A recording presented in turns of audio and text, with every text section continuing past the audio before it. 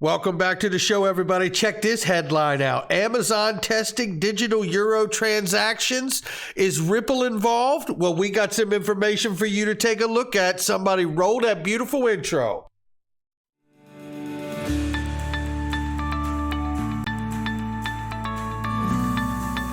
Digital Perspectives with Brad Kimes. Come on in.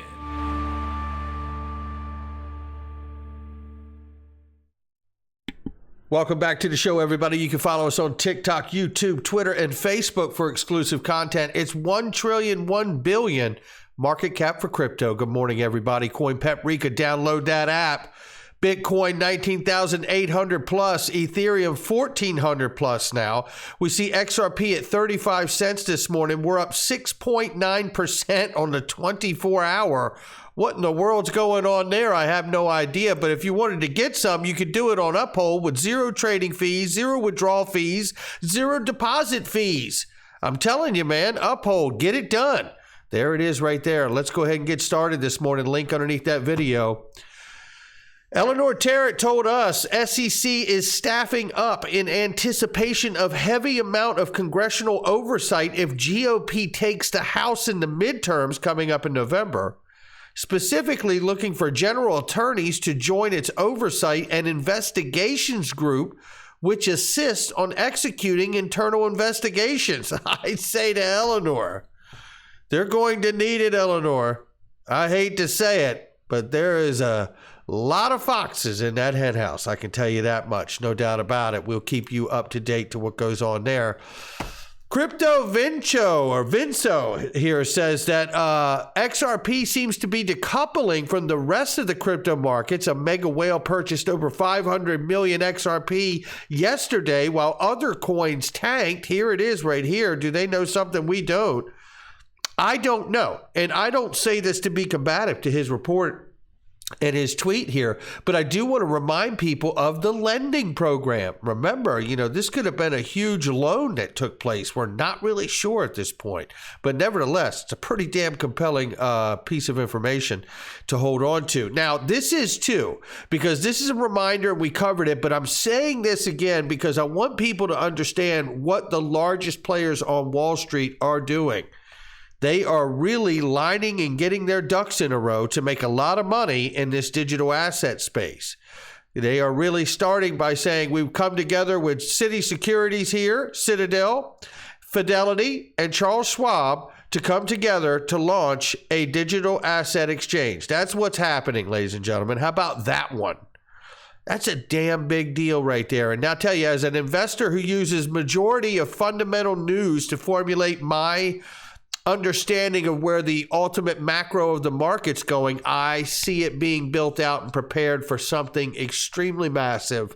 And I try to place my bets the best I can. You guys know a lot of what I'm into, but it's not financial advice from me, but that's what we're all doing, right? Look, we're here to get rich. I don't know about you specifically, and I don't apologize for it, and you shouldn't either. And I'm here specifically to get my time back. I don't know about you, but that's the thing. We all get 24 hours a day. I'd like to have more freedom about what I do with that 24 hours in my day. And I'm sure you would too. And I already know who I'd spend it with. I can tell you that. Binance CEO CZ says here he commended the digital asset report that was released by the Biden administration that aimed to offer a policy framework for cryptocurrencies. However, to contrast that, Perry Ann Boring and the Blockchain Association, one of the largest digital asset industry groups, said the new report lacks substantive recommendations. And I can even go a step further and include Perry Ann Boring from the Digital Chamber of Commerce, who's really pushing because they're not getting the spot Bitcoin ETF that they want as well, which could really go through a broker dealer. And then obviously open up that offering to a lot of people who don't want to own the assets like Bitcoin directly, right? So Blockchain Association and Digital Chamber of Commerce both pushing back while CZ is commending them. It's a pretty interesting stance between the three entities there. Look here.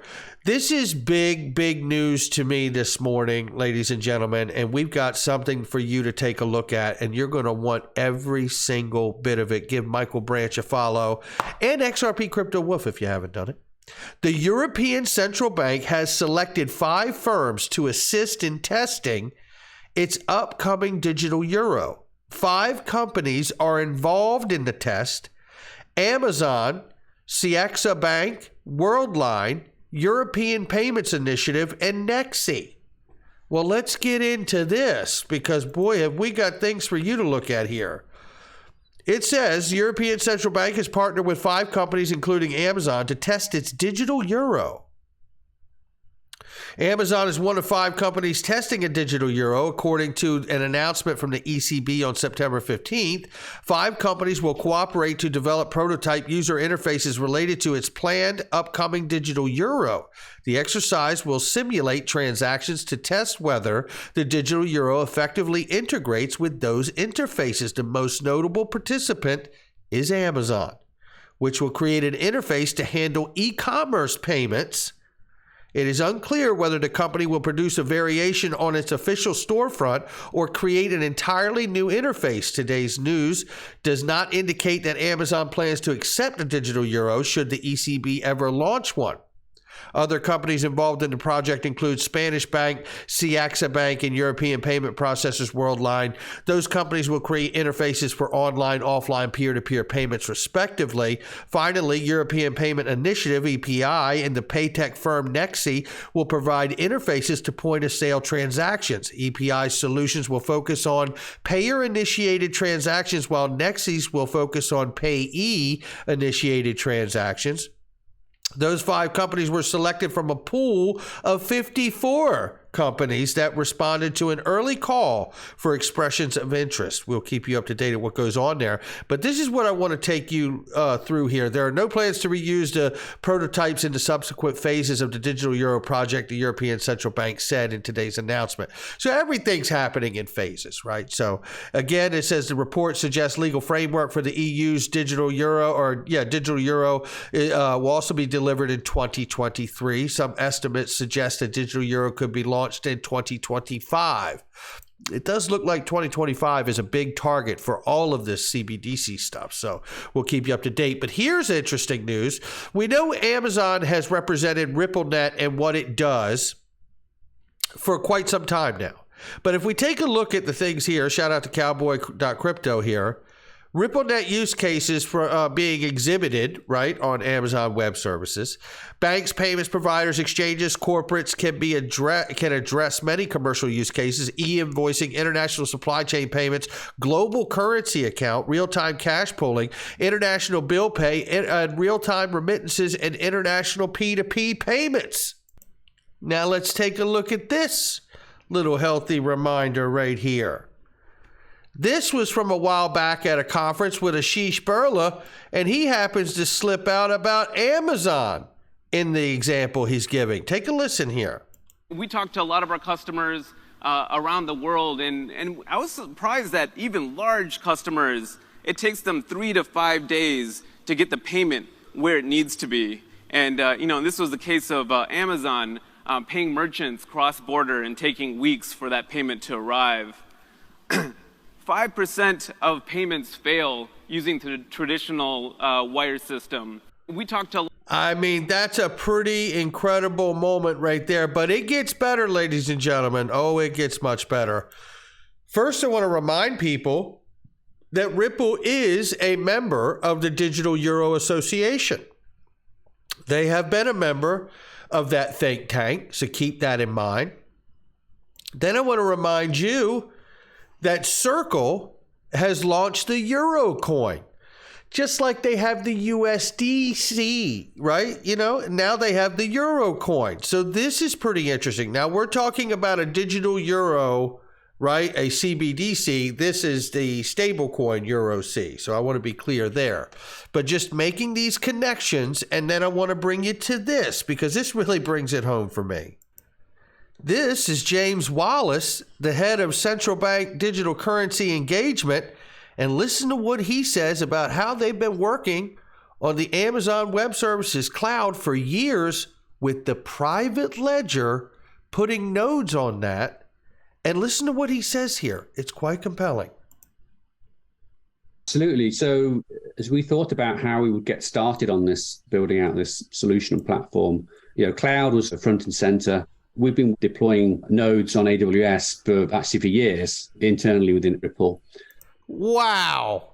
We've been deploying nodes actually internally for years on AWS for Ripple. Keep listening.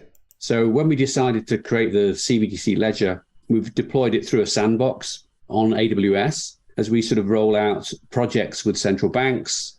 I think most of them will want a cloud infrastructure. There may be some for regulatory purpose that need to do an on-premise implementation, but I think certainly at this stage of pilots and proof of concepts and early implementations, people see the benefit of a cloud-based structure. And in fact, we will be using the CBDC ledger on the cloud as part of this CBDC Innovate program that I mentioned previously.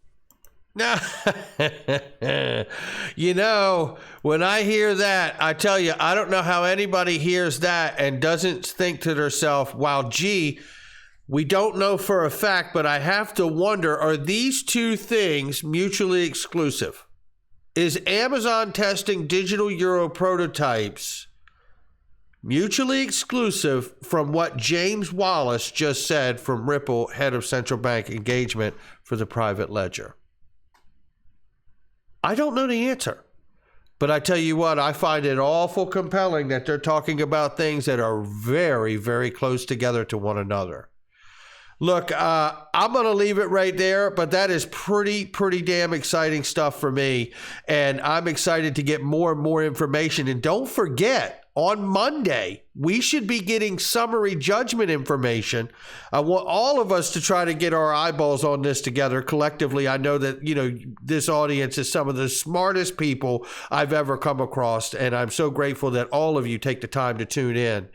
But more importantly, when we look at that summary judgment information, one of the things I really want to really look for is if we can find evidence of the Reeves test being talked about or discussed anywhere in that information. I think it will be very key to try to find that to see if we can dismiss it, disprove it, or prove it. One or the other, because it really doesn't come down to the Howey test for me. So I'm excited to see what we can glean from that. And I know that there's going to be a ton of redactions, but that's where we are on this day. I hope everybody has a wonderful Saturday. I'll catch all of you on the next one. Not financial advice. Check out all the links underneath the video. Catch you on the next one.